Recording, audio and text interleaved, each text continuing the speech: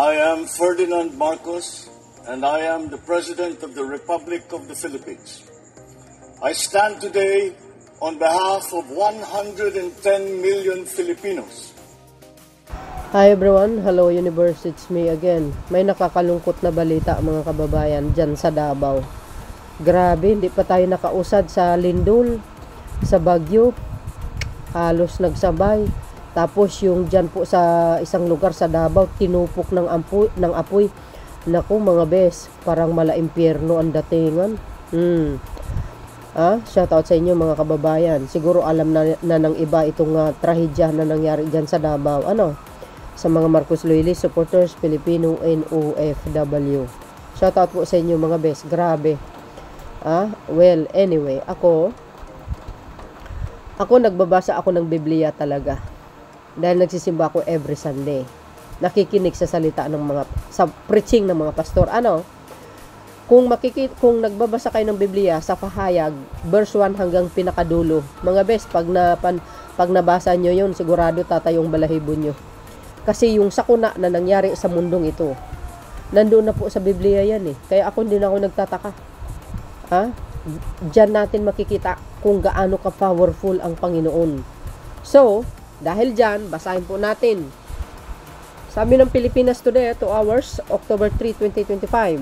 Davao City, higit 400 bahay natupok ng sunog ang mahigit 400 bahay sa PIP Boulevard, Barangay 21C, Poblacion District, Davao City, nitong Huwebes, October 2 ng hapon. Agay.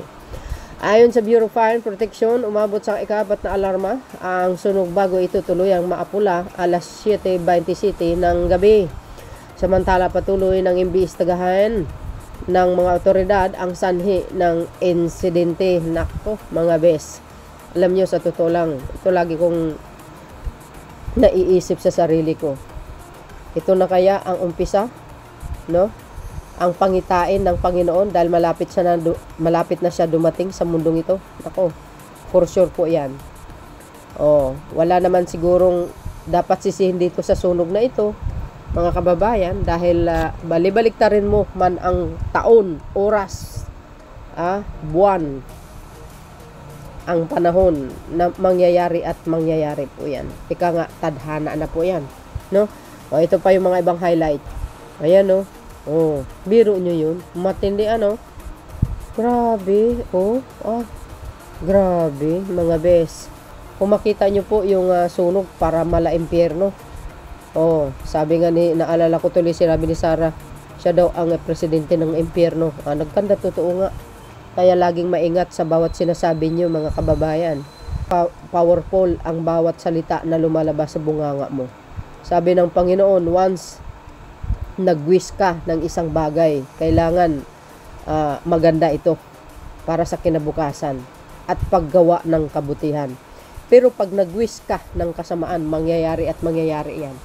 Diba? Parang wish granted yun eh. Very powerful yun. Kaya mag-ingat sa bawat sinasabi. Ngayon, kung hindi ka sigurado sa mga sinasabi mo, sabi ng Biblia, bawiin mo kaagad. Para kompleto detalyado, ito pa yung mga ibang highlights, mga kababayan. Nakakalungkot sa mga taga Davao, Sabi nakapost dito, biro nyo, ayan, Nako, matindi, para mala impyerno nga, mga kababayan. Yun, hindi pa nga tapos tayo sa mga lindol. Ang daming namatay, 70 plus yata dyan sa Cebu. At siyempre mga injured, ang dami, daan-daan. Tapos ito na naman ang biglang dumating. Nako, talagang mala impyerno nga, mga kababayan, kung tutuusin, ito pa. Ayan, inapula ng mga bumbero yung sunog, Grabe. You see? Kaya minsan ayoko na magsalita kasi sabi ko nga, dahil nagkomento ako kasi dito sa kay Sara Duterte sa mga pag-uugali niya. Sobrang kasama ng ugali niya talaga. Matindi ang sama ng pag-uugali. Sa mga salita niya, binibitawan niya. Halata naman na puro istoryahe. Gawang-gawa ba? Ugali na nila kasi yan eh. Tingnan nyo kung gaano sila kasama itong siblings na Duterte, plus yung mga DDS. kung gaano nila binabalahura, binabastos, inaalipusta, ginawa ng istoryahe, pinagbibintangan ng Pangulong Marcos Jr. sa pamahalaan. Grabe. Ito po yung lagi kong sinasabi, sa kasamaan ni Sara Duterte, ang karma darating sa kanya. O, 'di ba? Hindi nga sa bahay niya, pero tingnan niyo, tumama sa sasakupan niya mismo. Di kayo naloka? Lalo na itong si Bastid, saka si Pulong, matindi. Kung paano nila siniraan ang Pangulo, matindi. Sabi nga sa Biblia, no? Kaya mag-ingat tayo. Nakita man natin si Pangulong Marcos Jr. kahit inalipusta, hindi siya nang aaway, hindi siya rumisbak, tahimik lang. Trabaho lang ang kanyang inaatupag. Pero ang sabi ng Panginoon diyan sa Roma 12:19, mga kababayan, sabi niya nga, mga minamahal, huwag kayong maghihiganti. Iyon sa galit ng Diyos, sapagkat nasusulat sa akin ang paghihiganti. Ako ang gaganti, sabi ng Panginoon. Nako po, matindi ito. Kaya mag-ingat-ingat kayo sa kasamaan ng pinagagawa nyo. Lagi nyo dinadrag pababa. Halos sa kulang na lang yun kikitilin ng Pangulo ni Sara Duterte. Kaya I think para sa akin lang yan ang balik. 'Di ba? Hindi nga tumama sa bahay niya, pero sa nasasakupan niya. Sa mga DDS, ang galing manira, no? Siyempre, ang Pangulo hindi mag-aatubili. Tutulong yan.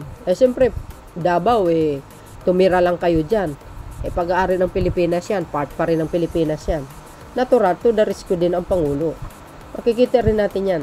Tingnan nyo naman. Tingnan nyo. Ito kortesya ng GMA yan. Yan ang nangyari kahapon sa Davao. Mala-impyerno nga, mga bes. You see? Ano yung kinanta ni Sara sa Japan? Apoy, sabi niyong ganun. Nagkando totoo. Wish granted nga. Kawawa po yung mga kababayan niya dyan. Mga Bisaya, mga DDS. Ayan. Sa mga DDS. Ay, nako. Ewan ko sa inyo. Minsan, ang ugali natin, baguhin natin. Iwasan natin ang magiging toxic sa social media. Imbis magtulungan na lang or ipanalangin nyo na gumanda ang bansa na ito. Dahil pag gumanda ang bansa na ito, lahat naman makikinabang yan Biro nyo yan, mga kababayan, nakakaawa din naman sila, you see? Imagine niyo ang impyerno kung gaano kapula. Matindi ang nangyari sa bansang ito. Sabi ko nga, hindi na po ako nagtataka, mga kababayan, kasi nakatala na sa Biblia ito. Sabi nga sa pahayag, i-quote ko lang ng konti. Darating ang taggutom, El Nino, bagyo, kikidlat ang langit, halos na mabitak ang tainga mo, lalabas ang dugo sa tainga mo, na hindi mo makalimutan, na hindi mo pamaranasan sa buong pagkatao mo, ang maaring mangyayari pagdating ng panahon. Ito, 'di ba, mga sunog, kung ano-ano, pagbaha, nandoon na po yan sa Biblia, sa pahayag po yan. Basahin nyo po yan. Yan, sabi po ng GMA Public Affairs, kakaawa sila talaga. 'Di ba? Sana po manalangin na lang po kayo na naway hindi na po mangyari yan sa ibang lugar. Kaya maghunos dili kayo sa mga pag-uugali nyo. Baguhin nyo yung pag-uugali nyo. Kasi ang Diyos nakikita po tayo sa bawat oras, minuminuto. Sabi nga, hindi po natutulog ang Diyos. Ang gumawa ng kasamaan, talagang masasadlak yan sa kapahamakan. Ang gumawa ng kabutihan, siyempre, gaganda ang buhay at maraming blessings na darating dyan sa kawikaan na binasa natin, di ba? So, nakakalungkot talaga, mga kababayan. Ganyan talaga, wala tayong magagawa. Bali-baliktaran mo naman ang mundo. Mangyayari at mamangyayari talaga yan. O baka sasabihin nyo sa ibang bansa yan, hindi po. Sa Davao po yan. Kahapon po yan. Ayan inapula ang apoy. Kaya nakakalungkot din naman. Kung magpapatuloy tayo sa mga pag-uugali natin na hindi maganda, baka mas matindi pa yan darating sa buhay natin. No, kasi wala kayong Diyos. Lalo na ito si dating Pangulong Digong. Nako, minura pa ang Panginoon. Nako. Tapos sinigundahan pa itong mga anak niya na talagang kasama ng ugali.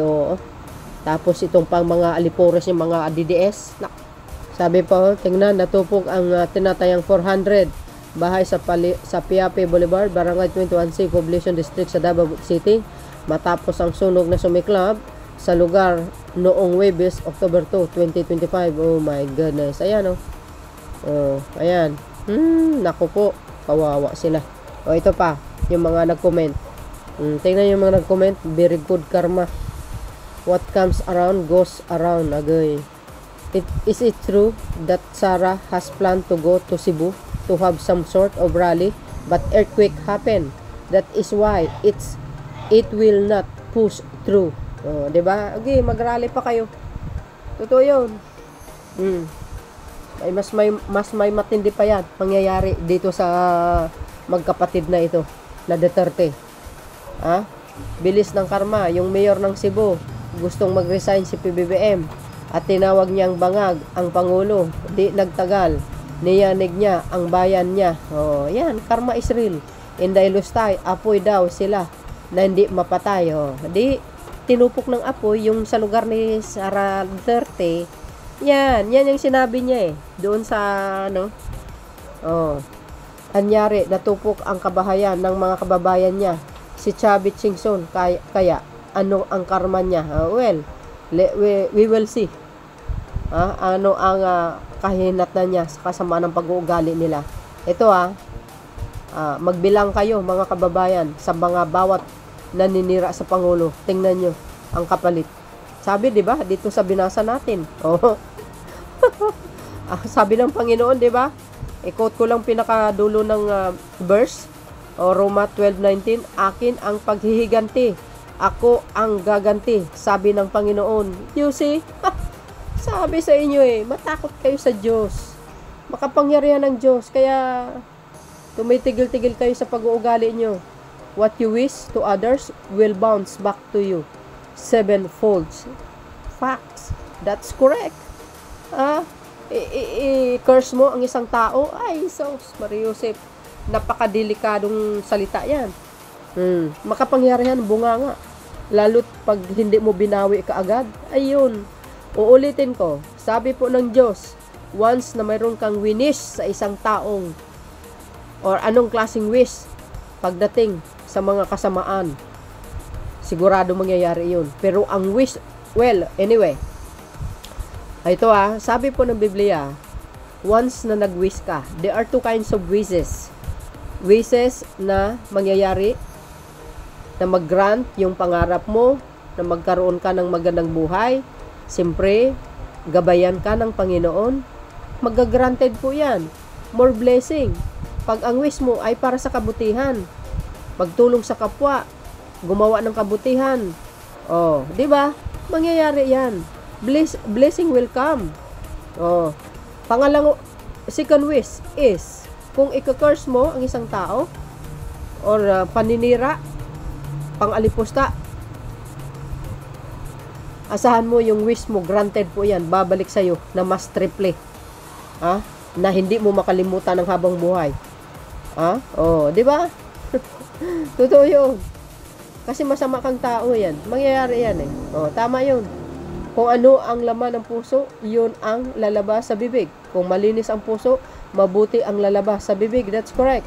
Ang lumalabas sa bibig ay siya ang nagpaparumi sa tao dahil ito ay galing sa puso. Correct. Diba? Mga dides vlogger at mga panatikong dides, tulungan nyo ang Davao City. Nagkatotoo ang kinanta ni Inday na apoy. Doon sa Japan, kinanta niya yan. Baka kapag tinulungan ni BBM, pagtawanan nyo lang ang mga utak, biyak kayo. Diba? Yan ang kanta niya. Ngayon, wish is granted. Mas matindi. Mas mayroong susunod pa dyan. Wait and see. Pag magpatuloy kayo sa kasamaan ninyo, daming karma darating gaya nila. Puro kasamaan. Team itim. Dilim. Team dilim. Kahit Netherlands, aaway sila. Parte-parte nila. Vlog online, live. mumurahin, kakahiya sila. Lahat Diyos ang paramdam kanila, gaano sila kasama nila lang sa mundo. Yes. 'Di ba? Tingnan nyo, oo nga, no, nag-away-away sila doon dahil lang sa pagkain. Nagsabunutan pa sila. Karma si Sara, Saltik. Yan, kasi wala ang ginawa kundi manira sa administrasyon. Mag-concert ka doon sa Davao. Doon yun, niya, kantihan. Wish granted ang Lustay. Yes, kinanta niya yan eh. At saka isa pa, siya ang presidente ng apoy. Ng impyerno. Ayan. Mangyayari yan sa kanya. Dahil sa kasamaan niya. Kunwari, magpupunta ng simbahan. Tandaan nyo, sabi din sa Biblia, hindi lahat po ng nagsisimba ay makadiyos. Karamihan doon ay makademonyo. Tandaan nyo yan, mga bes. So, yun, mga kababayan, ano po ang kapalagayan nyo? Kayo na pong balang magkomento. See you again on my next upload. Bye-bye-bye yan, babus. God bless Philippines. Don't forget to follow me.